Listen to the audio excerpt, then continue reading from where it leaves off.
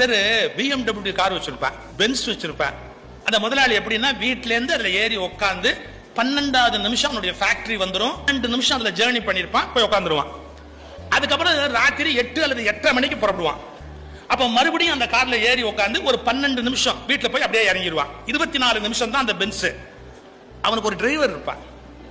அவன் வண்டியை சும்மா ஏசி போட்டு 2 சீட்டு மேல தூக்கி அப்படி காலை போட்டு அதுல அருமையா ரேடியோ போட்டுட்டு டிங் டிங் டிங் டிங் அந்த காலை ஆட்டிக்கிட்டு அவரு பிரேக்ஃபாஸ்ட் அங்கதான் சாப்பிடுவாரு, லஞ்ச் அங்கதான் சாப்பிடுவாரு. அப்புறம் வேணும்னு தோணுச்சுன்னா கார் எடுத்துட்டு போய் அவருக்கு சிகரெட் வாங்கிட்டு வருவார். அவருக்கு வாங்கிட்டு வருவாரு. இந்த பென்ஸ் காருக்கு ஓனர் மட்டும்தான் முதலாளிய ஒழிய வாழ்நாள் முழுக்க அனுபவிக்கிற யோகம் யாருக்குன்னு கேட்டா அவர் டிரைவருக்கு தான். கடவுள் அந்த பென்ஸ முதலாளிக்கு படைக்கல, அவருக்கு தான் படைச்சு வச்சிருக்கிறார். யாரு அனுபவிச்சாங்கிறது தானே சார் முக்கியம். அப்ப வாழ்க்கை என்பது நீங்கள் சேகரிப்பது அல்ல, குவிப்பது அல்ல, வாழ்ந்து அனுபவிப்பது.